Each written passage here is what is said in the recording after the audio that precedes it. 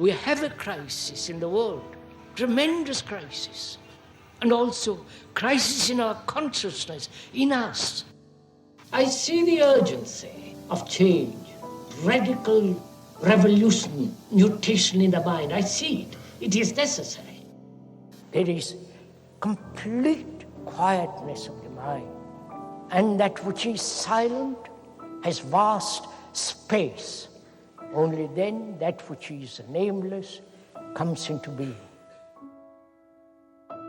This is Urgency of Change, the Krishnamurti podcast.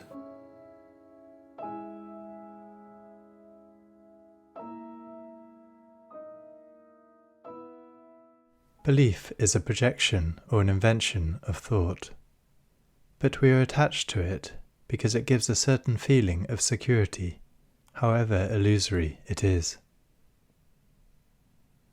Hello and welcome to episode 203 of Urgency of Change.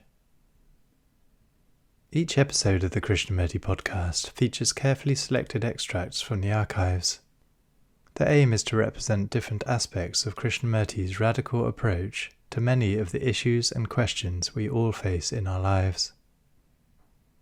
This week's theme is belief. Upcoming themes are work, joy, and illusion. This is a podcast from Krishnamurti Foundation Trust. Please visit our website at kfoundation.org, where you can find a broad collection of articles and quotes, an introduction and biography, along with a comprehensive index of topics for easy access to texts and recordings. Our online store stocks all available Krishnamurti books and ships worldwide. You can also find our regular quotes and videos on Instagram, TikTok and Facebook at Krishnamurti Foundation Trust. If you enjoy the podcast, please leave a review or rating on your podcast app. This helps our visibility. This week's episode on belief has 5 sections. This first extract is from Krishnamurti's 6th talk in Ojai 1976, titled Religion is Not Belief. Considering what the world is like, with all its brutality, violence, wars, divisions, class hatreds, and so on, which are all indicate degeneration of the human mind. It behoves us to discover for ourselves what is religion. Is it a gathering of beliefs? Is it performing rituals? Repeating endless words which have really no meaning at all?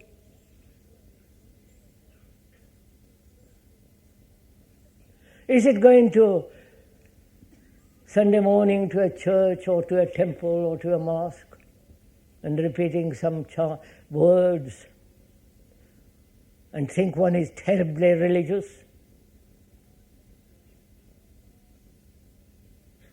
If one asks oneself seriously, what is the necessity of any belief?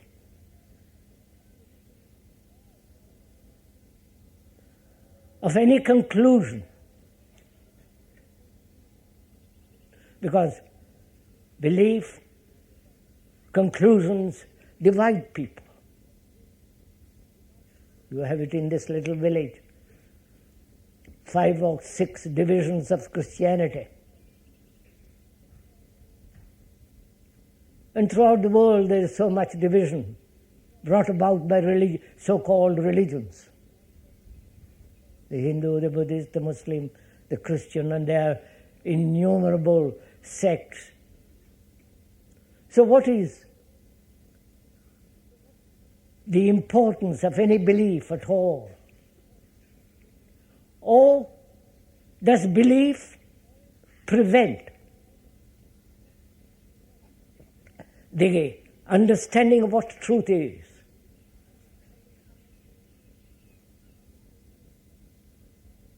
and is religion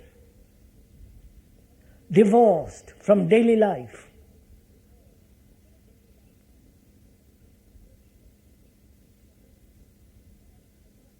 Is religion a movement which brings order in our life? You understand my questions? We are sharing this thing together. We are not asserting anything. On the contrary, we are together sharing the investigation that we are doing now, exploring. And you cannot possibly explore scientifically into the realm of psychological demands that put together various forms of beliefs. And if religion is divorced from our daily life, it can only create further chaos, further confusion, further conflict. So, we are asking, what is religion? What is the nature, the depth of that word?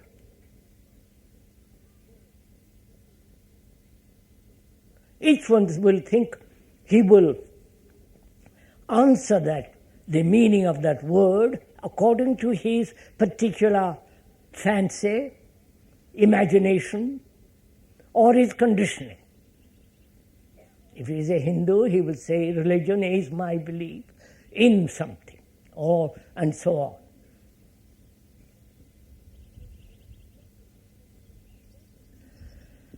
So if there is no belief, which doesn't mean one is an atheist, I'm not at all sure those who believe are not really atheists. Because their belief is merely a traditional acceptance. So we are asking, what is the nature of religion? If it is none of these things, and it is none of these things, belief, rituals, authoritarian attitudes, division between yourself and your highest God or no God, if there are interpreters between you and truth, all that is surely is not religion. The worship of things made by thought, put together by thought as a symbol, or made by the hand, an image, and the worshipping of that symbol or that image is not religion.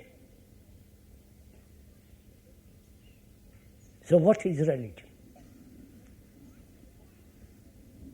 And to find that out, one must discard completely and be free to inquire. You cannot inquire if you are anchored in a belief.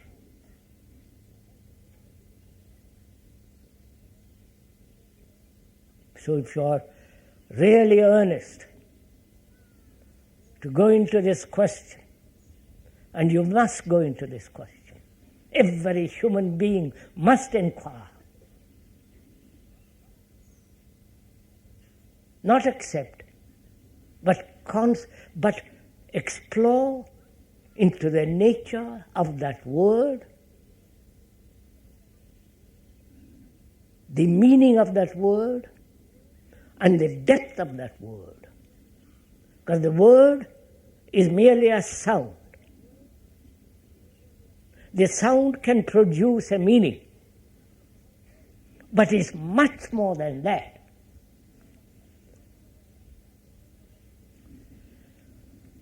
So in order to find out what is a religious life, and not surely the monk who is dedicated to certain form of worship, certain form of acceptance of beliefs and dogmas, and given himself over to some idea. An idea is not a truth. Such a monk, such a sannyasi, is not really a religious man at all. So what we are asking is much more complex. To find that out, you must have order in one's life. Right? Our life is confused, contradictory, disorderly, fragmented, broken up. And how can such a life have order? You're following all this, I hope. Order is not the acceptance of a blueprint.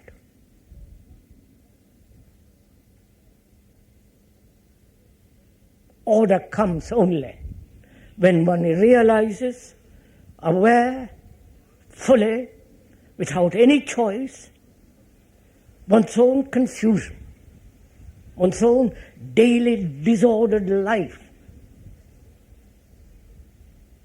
To be aware of that. From disorder comes order. That is, from the understanding, from the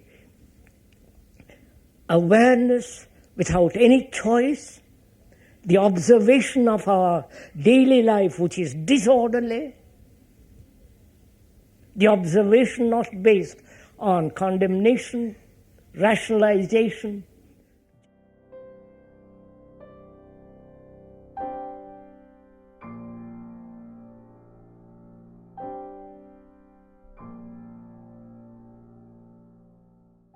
The second extract is from the second talk in Saanen, 1975, titled Belief is Incorrect Thinking. The incorrectness of thought is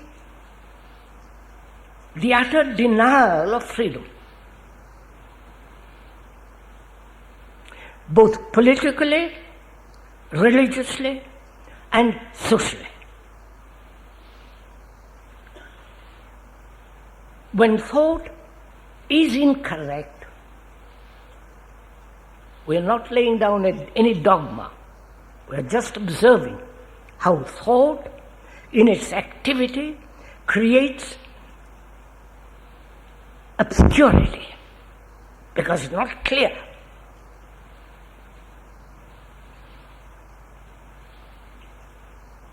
And therefore, in that lack of clarity, in that lack of being totally correct, there is no freedom. And this freedom, this lack of freedom is shown in the structure of belief which thought has brought about through fear. Right?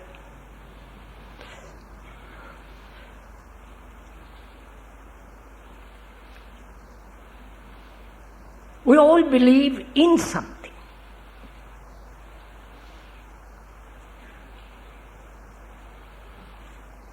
Belief has no validity at all, of any kind.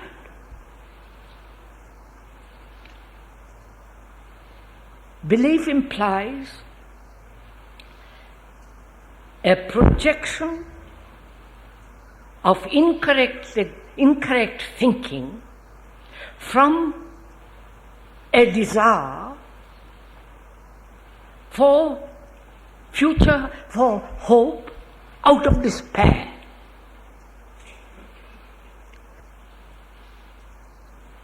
when one believes in nationality as something totally different from the rest of humanity, that is incorrect thinking.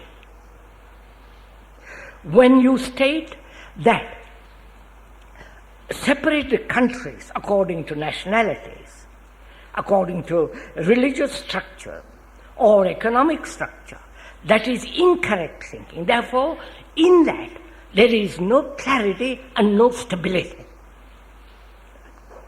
Now, if you see clearly the danger of belief, because when you see sunrise in the east and set in the west, you don't believe it is so.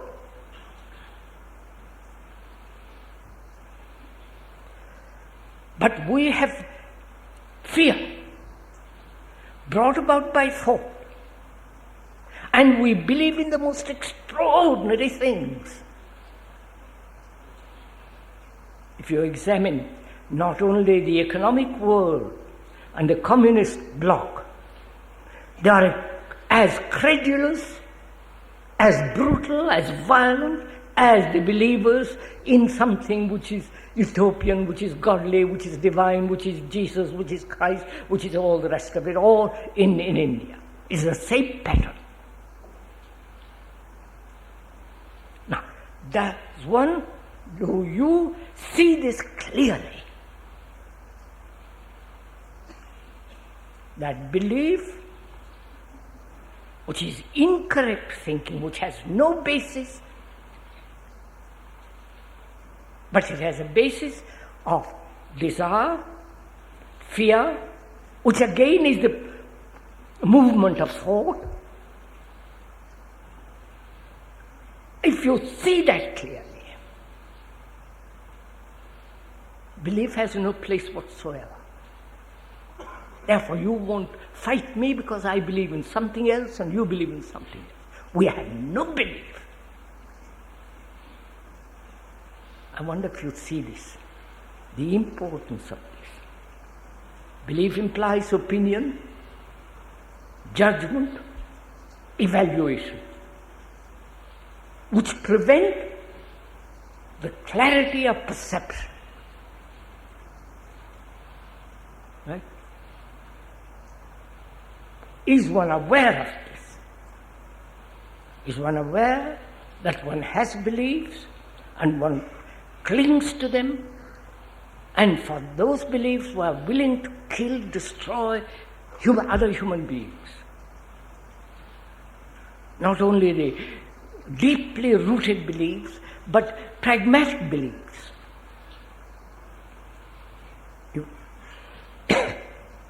Now, is one aware of this? Does one see this clearly? Therefore, the mind, therefore thought, denies the incorrectedness, if there is such word as incorrectedness,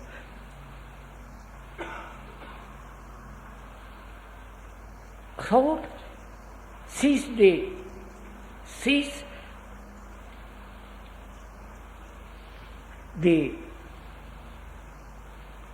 valuelessness of belief, sees it. And therefore, in that perception there is stability. You are never wander away into belief, which is stable. I wonder if you understand this. Therefore, freedom in the world of reality can only exist when there is correct thinking.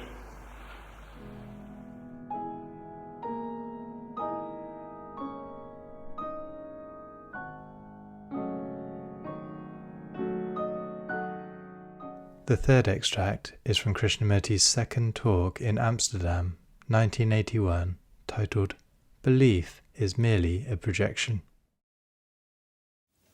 Our ego, our personality, our whole structure is entirely put together as memory. We are memory. Right? Please, this is subject to investigation. Don't accept it. Observe it. Listen.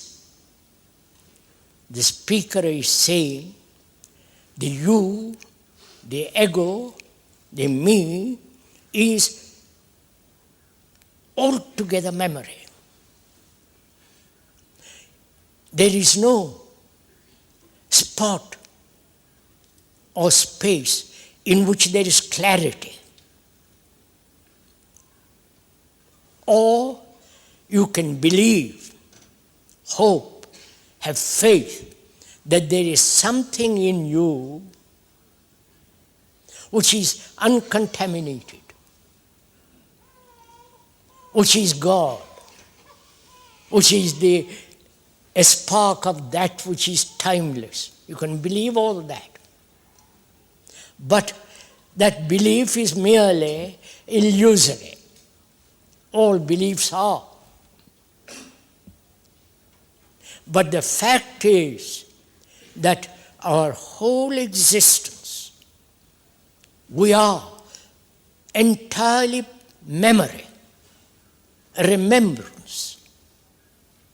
There is no spot or space or inwardly which is not memory.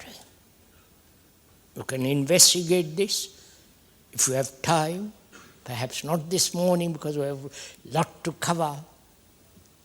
But if you are inquiring seriously into yourself, you will see that the me, the ego, is all memory, remembrances.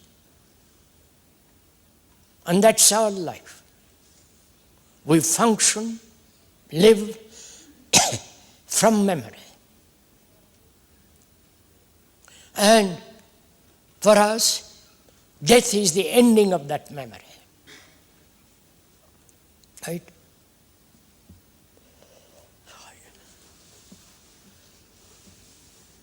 Am I speaking to myself or we're all together in there?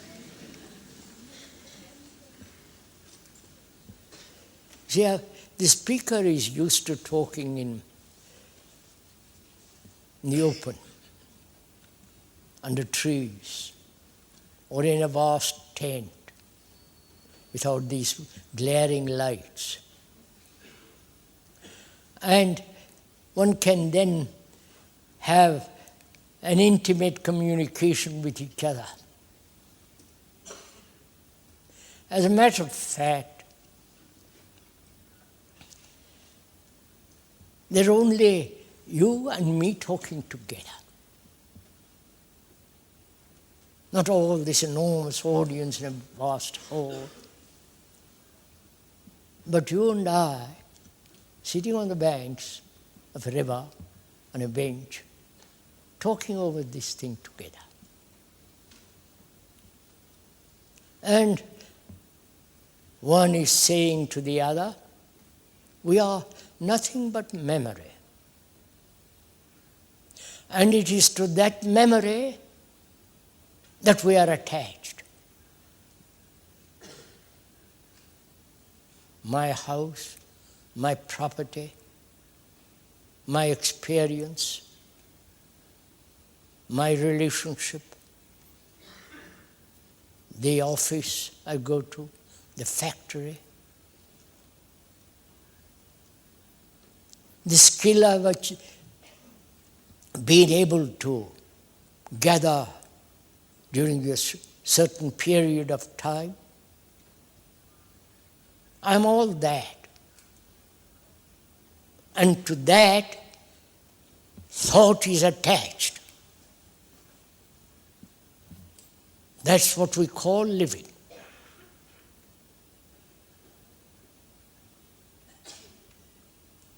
And this attachment, with all its problems,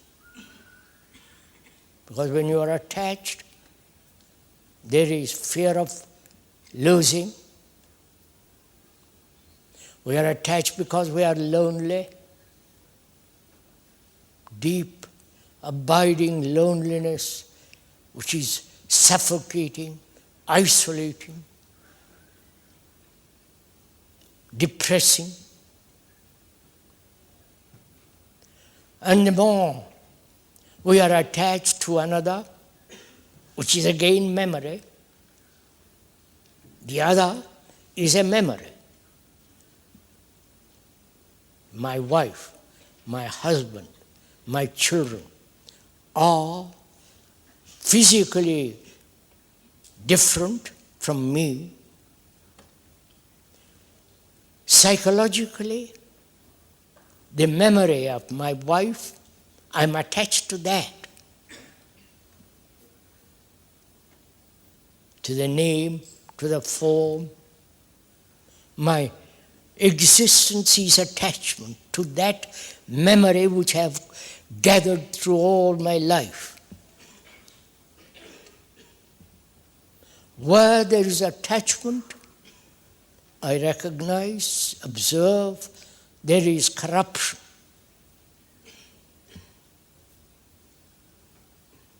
When I am attached to a belief,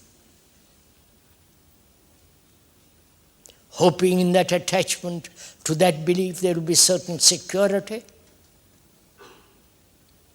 both psychologically as well as physically, that attachment not only prevents further examination, but I am frightened to examine even when I am greatly attached to something, to a person, to an idea, to an experience. So corruption exists where there is an attachment. And one's whole life is a movement within the field of the known. This is obvious. And death means the ending of the known. Right? Ending of the physical organism, ending all the memory of which I am. I am nothing but memory. Memory being the known. And I'm frightened to let all that go, which means death. I think that's fairly clear, at least verbally. That is, intellectually, you can accept that. Logically, sanely, that's a fact. So the question is, why human beings throughout the world, though they believe, some of them in the Asiatic world, the rebirth of themselves in next life, the next life being much more dignified, more prosperous, more better house, better position. So those who believe in reincarnation, that is the soul, the ego, the me, which is a bundle of memories, being born next life,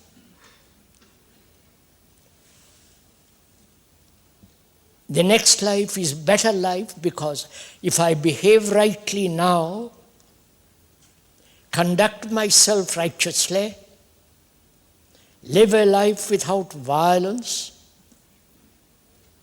without greed and so on, next life I have a better life, better position. But that is, next life, belief in reincarnation is just a belief, because those who have this strong belief don't live a righteous life today. Right? You're following all this? It's just an idea. The next life will be marvelous. The beauty of next life must correspond to the beauty of the present life. But the present life is so tortuous, so demanding, so complex, we forget the belief and struggle, deceit, hypocrisy, every form of vulgarity and so on. That's one aspect of death, that is believing in something next life. But those who do not accept such theory, though they are trying to compile evidence of reincarnation, which is rather absurd too. You understand all this? Because what is it that is going to reincarnate? What is it that has continuity? You understand my question? Are we talking together? What is it that has continuity in life, in our daily life?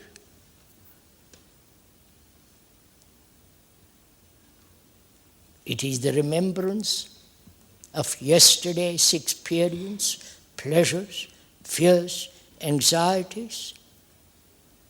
And there is that continuity right through life, unless we break it and move away from that current. Right?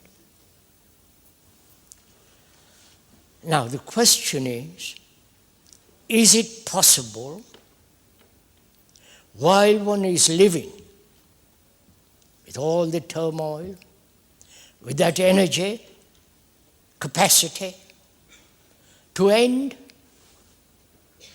say for example, attachment? Because that's what's going to happen when you die. You may be attached to your wife, to your husband, to your property. Not to property, a little bit, that's dangerous. We are attached to some belief in God. That belief is merely a projection or invention of thought. But we are attached to it because it gives us certain feeling of security, however illusory it is. We are attached to that. Death means the ending of that attachment. Now, while living, can we end voluntarily, easily, without any effort, that form of attachment? Which means dying to something we have known. You follow me? Am I? Then, can we do this? Because that is living and dying together. Not separated by 100 years or 50 years waiting for some disease to push us off. But living with all our vitality, energy, intellectual capacity, with the greater feeling to end certain conclusions, certain idiosyncrasies, experiences, attachment, hurt, to end it. That is, while living, also living with death. You understand me? Are we meeting each other? So that death is not something far away. Death is not something that is at the end of one's life through some accident, disease, old age, but rather living to all the things of memory, ending that, which is death. That means death is not separate from living.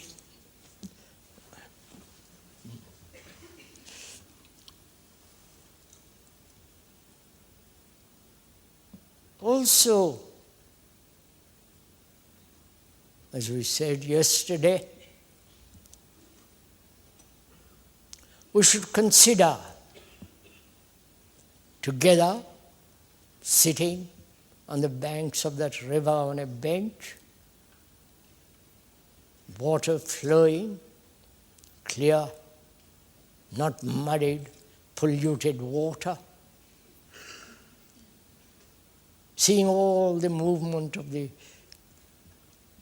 waves pursuing each other down the river. We also, as two friends sitting there, talk together about what is religion.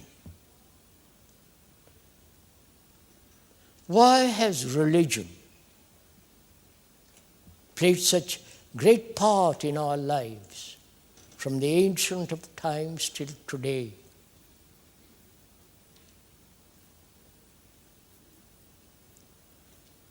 What does a religious mind is like? What is the word religion actually mean? Because historically, not that one has read a great deal about it, but one has observed how civilizations disappear to be reborn again in with a different religion. Religions have brought about new civilizations, new culture. Not the technological world, not the computers, the submarines, the war materials, nor the businessman, nor the economist, but religious people throughout the world have brought about a tremendous change. So, we must inquire together what we mean by that word religion. What is its significance? Whether it is mere superstition, illogical, meaningless, or there is something far greater, something much more infinitely beautiful. And to find that, is it not necessary? We are talking over together as two friends. Is it not necessary to be free of all the things thought has invented as religion? You understand my question? I want to find out what is the significance of religion? What's the depth of it? What is its end? Because man has always sought something beyond the physical existence. He's always looked, searched, asked,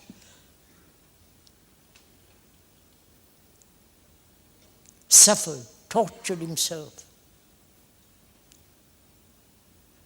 to find out if there is something which is not of time, which is not of thought, which is not belief or faith.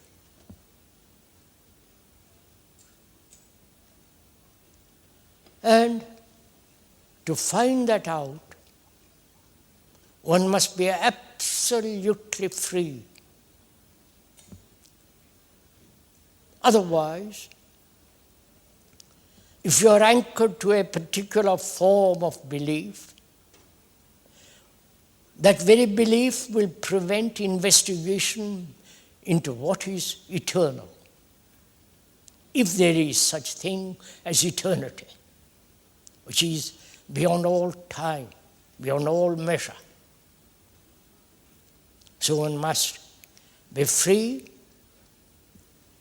If one is serious in the inquiry into what is religion, one must be free of all the things that thought has invented, put together, that which is considered religious.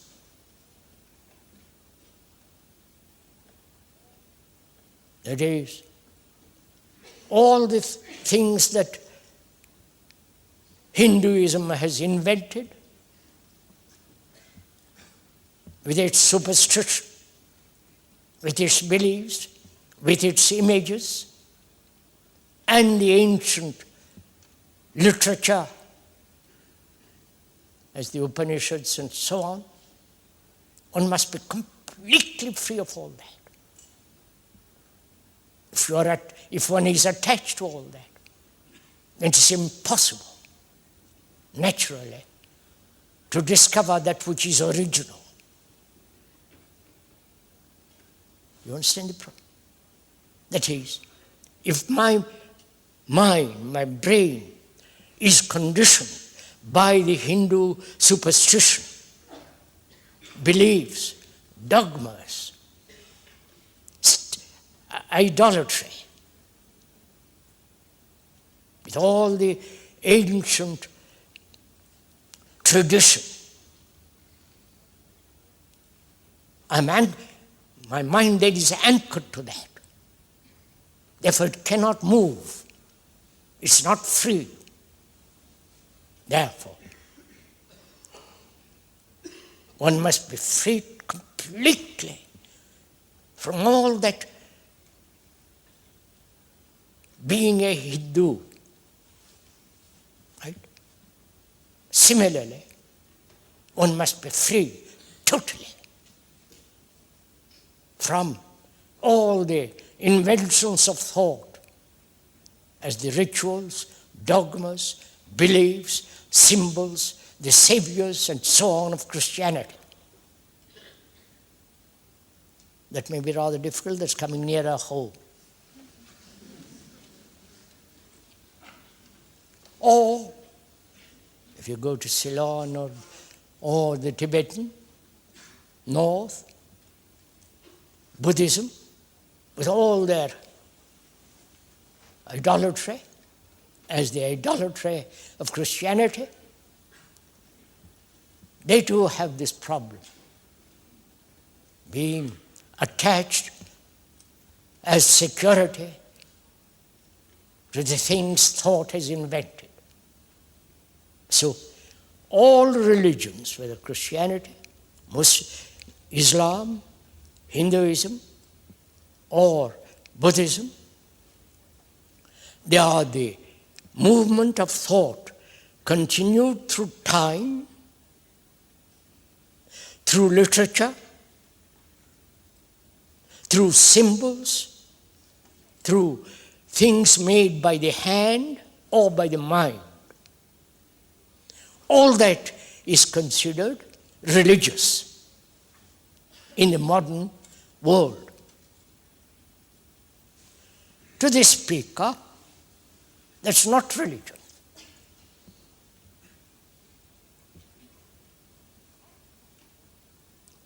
To the speaker, it's a form of illusion, comforting, satisfying, romantic, sentimental, but not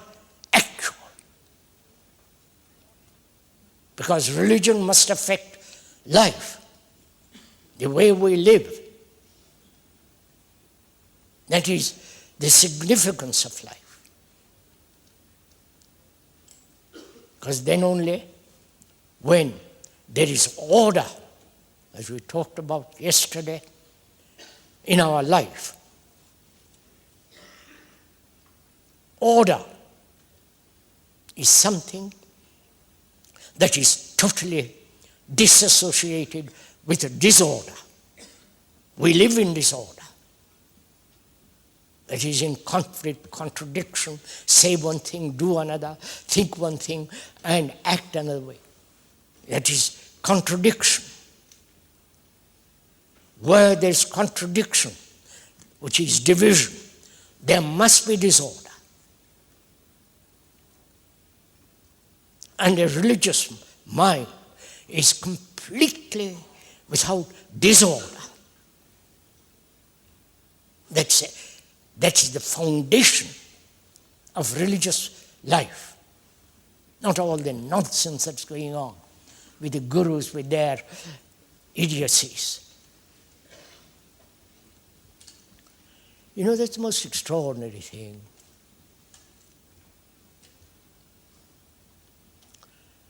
Many gurus have come to see the speaker. Many of them. Because they think I attack the gurus. They want to persuade me not to attack. They say, what you are saying and what you are living is the absolute truth, but not for us. Because we must help those people who are not fully advanced as you are. You see the game they play, you understand? So, one wonders why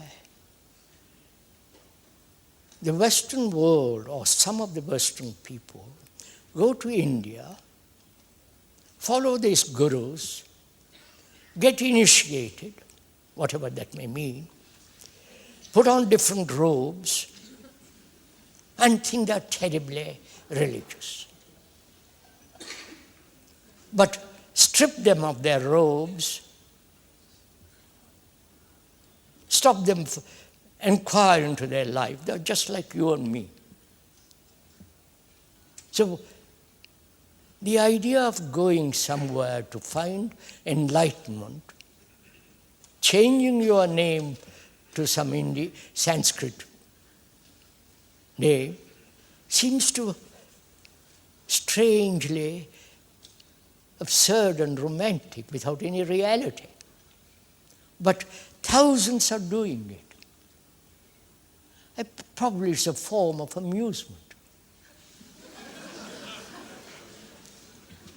Without much meaning.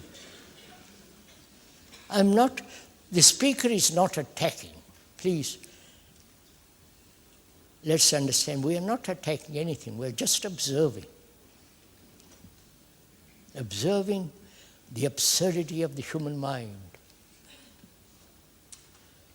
How easily we are doubt, how easily we are caught, we are so gullible. So, a religious mind is a very factual mind. It deals with facts. That is, what is facts being, what is actually happening with the world outside and the world inside. The world outside is the expression of what is the world of inside. There is no division between the outer and the inner. That's too long to go into. So, a religious life is a life of order, diligence, dealing with what is actually happening within oneself, without any illusion, so that one leads an orderly, righteous life.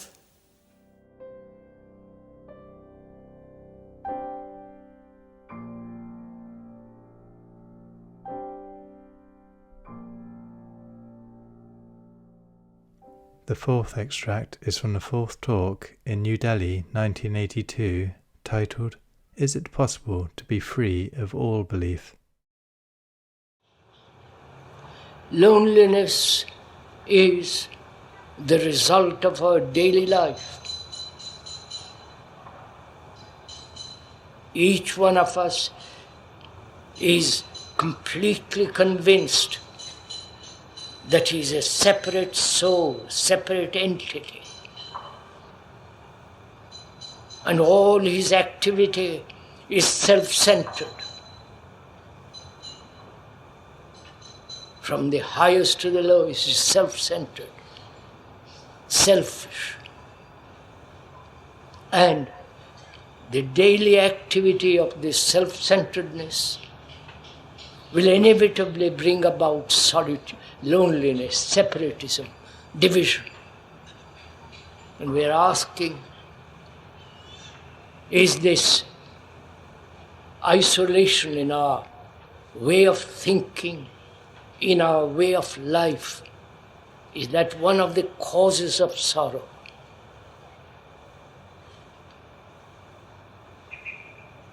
And is attachment the cause of sorrow? I'm attached to my wife, to my son, to my memories,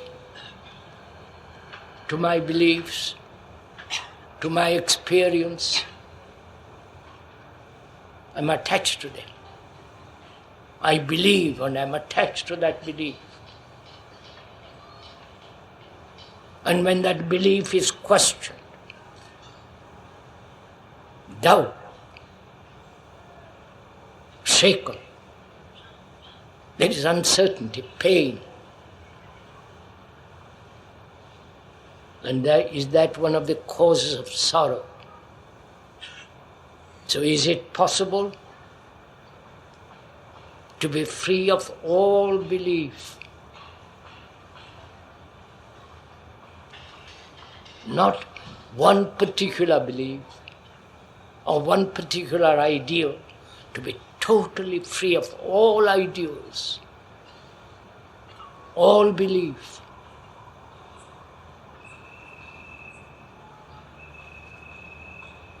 Please don't say if one is free of belief and ideals, what do you replace it by? That's a wrong question. See the truth that any belief, any ideal divides people. It's not an actuality. I don't believe sun rises and sun sets. It is so. It's a fact. But I believe that God exists or doesn't exist. I believe in certain ideology. Communist, socialist, conservative, whatever it is, capitalist. I believe in certain ideology for which I'm willing to fight, kill people.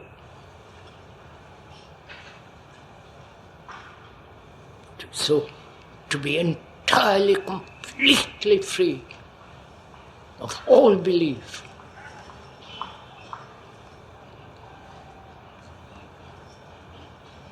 Because that's freedom. And belief, we believe because it gives us a sense of security. You may believe in God, as most of you do, because it gives you a sense of protection, guidance, security. The mind has invented, the brain has invented various forms of security. Nationalism, religious figures, the various so-called sacred books, they all give a certain quality of security. And actually there is no security in it at all. It's an illusion. So to realize that belief, ideals, and so on are very, very destructive. They separate man from man. And to see the truth of it is to become intelligent. And only in intelligence, there is complete security. Not in your beliefs, in your myths and ideals. So to discover this intelligence, and that intelligence is not yours or the speaker's, it is intelligence. That is, to see the false as false and end the false.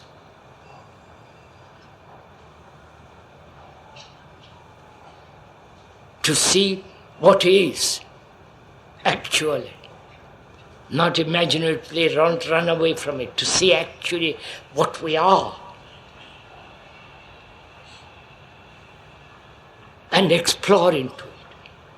And in that exploration, there is the awakening of intelligence.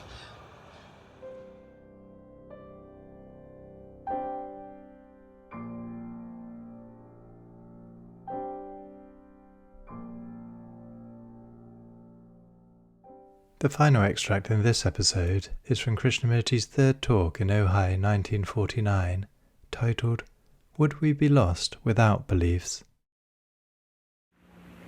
One of the things that seems to me that most of us so eagerly accept and take for granted is the question of belief.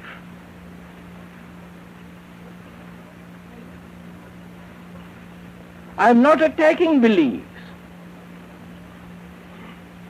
What we are trying to do this evening is to find out why the mind, why we accept beliefs.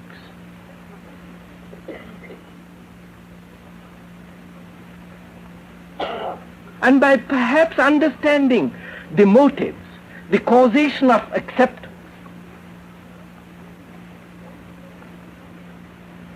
then we may be able to not only understand why we do it, but also be free of them. Because one can see obviously how political beliefs and religious beliefs, national and various types of beliefs, do separate people, does create conflict, confusion and antagonism, which is an obvious fact, and yet we are unwilling to give them up.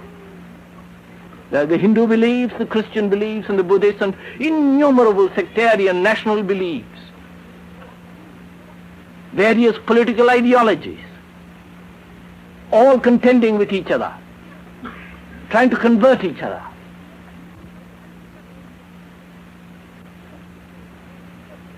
And obviously, one can see that belief is separating people, creating intolerance. And is it possible to live without belief?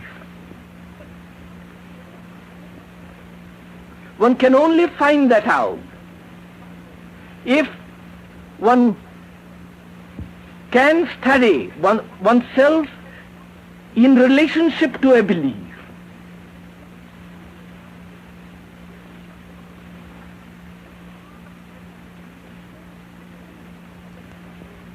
Is it possible to live in this world without a belief? Not change beliefs, not substitute one belief for another,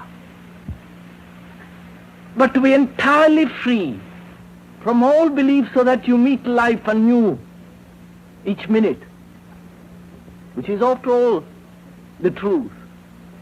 To have the capacity of meeting everything anew without the past conditioning reaction from moment to moment, so that there is not the cumulative effect which acts as a barrier between oneself and that which is.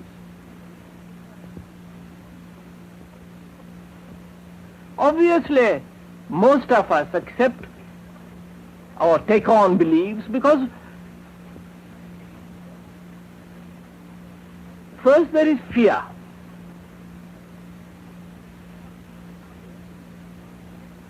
Because we feel that without a belief we shall be lost. Then we use belief as a means of conduct, as a pattern according to which we direct our lives.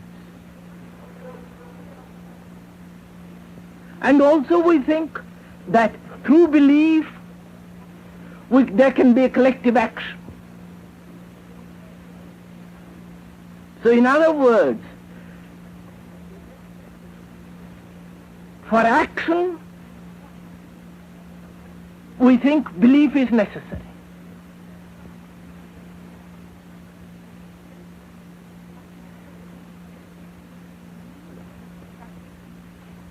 And is that so? Is belief necessary for action? That is belief being an idea, is ideation necessary for action? Which comes first, an idea or an action?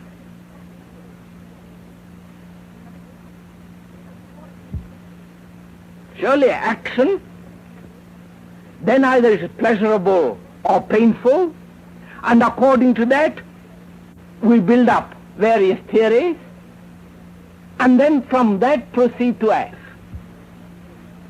Therefore action comes first, surely, does it not? Or invariably.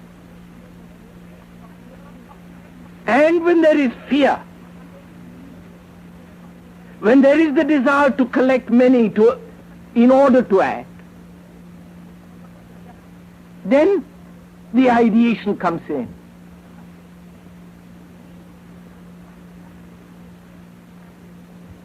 Now if one considers this, you will see that the desire to accept a belief,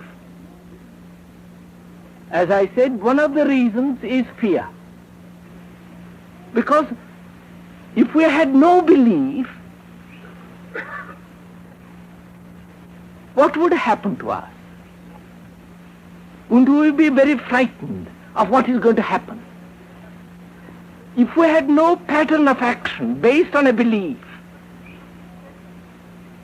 either in God or in communism or in socialism or in imperialism or in some kind of religious formula or dogma in which we are conditioned,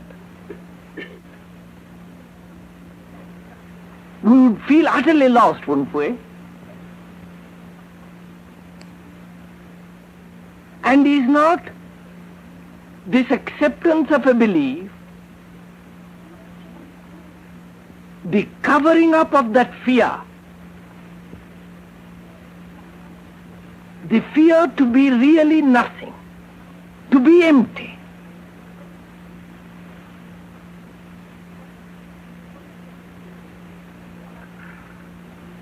After all, a cup is only useful when it's empty. And a mind that is filled with beliefs, with dogmas, with assertions, with quotations, is really an uncreative mind. It's merely a repetitive mind. And to escape from that fear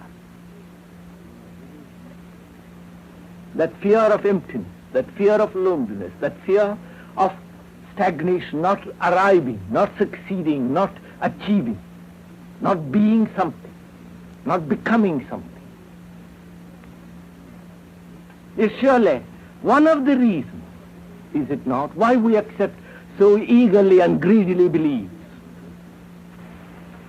And by true acceptance of beliefs, do we understand ourselves? On the contrary,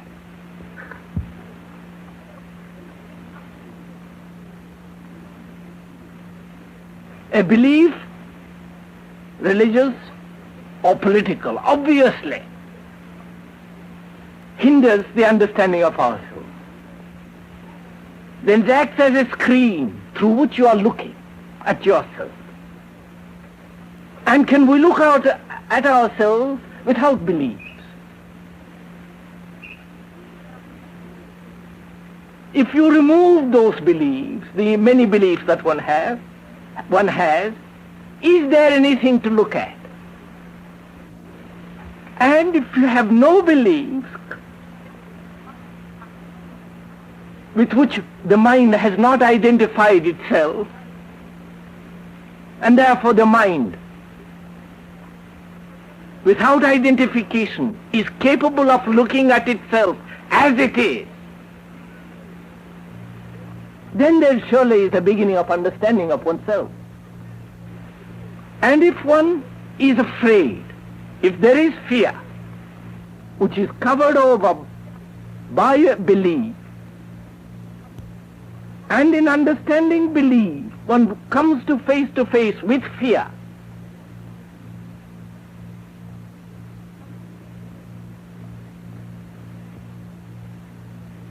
without the screen of belief, is it not possible to be free from that reaction of fear?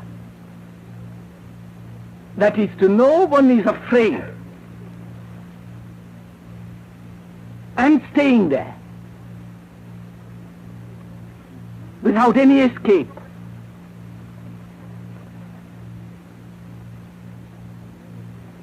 To be with what is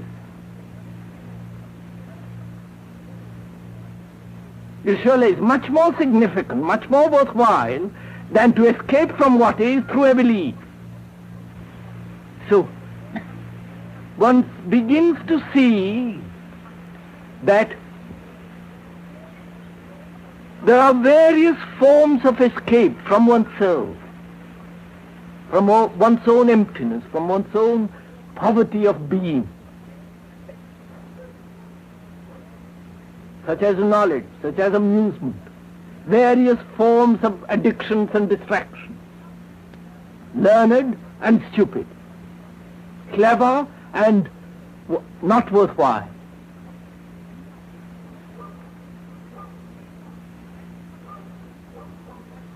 And we are surrounded by these, we are them. And if the mind can see the significance of the thing to which it has held, then perhaps we shall be face to face with what we are. As we are, whatever it is. And I think moment we are capable of doing that, then there is a real transformation.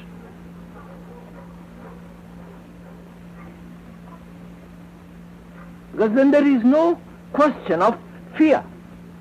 Because fear only exists in relationship to something. Then there is you and something else to which you are related. And when you dislike that thing to which you are related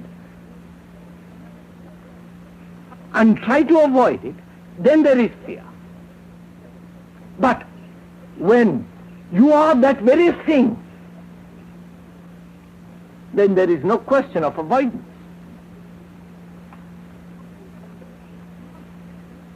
A fact gives only fear when you bring an emotional reaction to it. But a fact, when faced as it is, there is no fear. And when what we call fear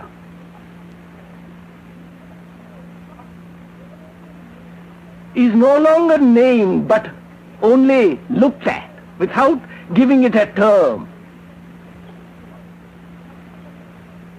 then again surely there takes place a revolution. There is no longer that sense of avoidance or acceptance.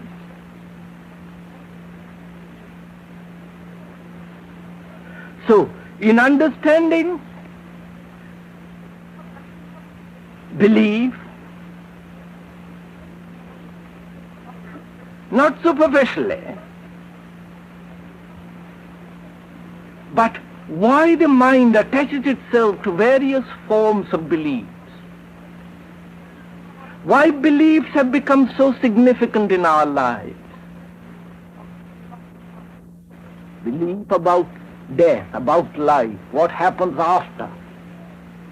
If there is God, if there is no God, if there is reality, if there is no reality. Various political beliefs. Are they not all indicative of our own sense of inward poverty?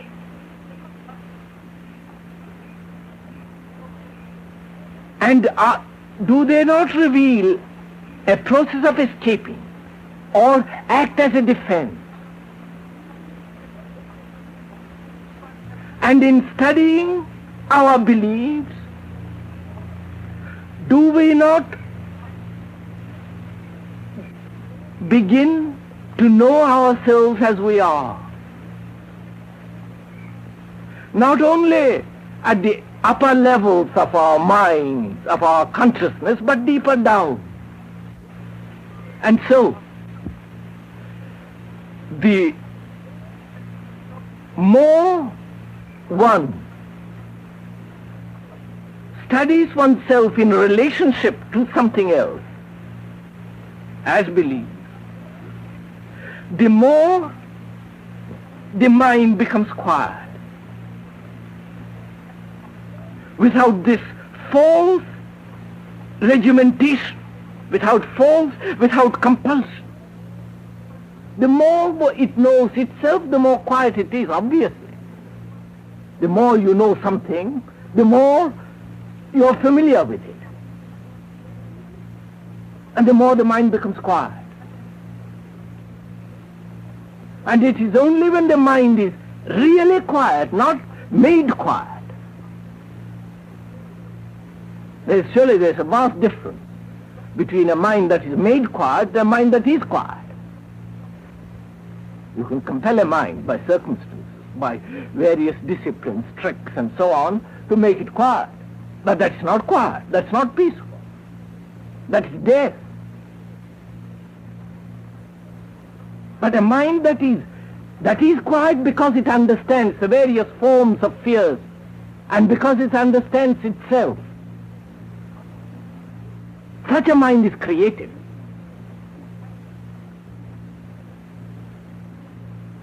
Such a mind is renewing itself constantly. It's only the mind that's self-enclosed by its own fears and beliefs that stagnates.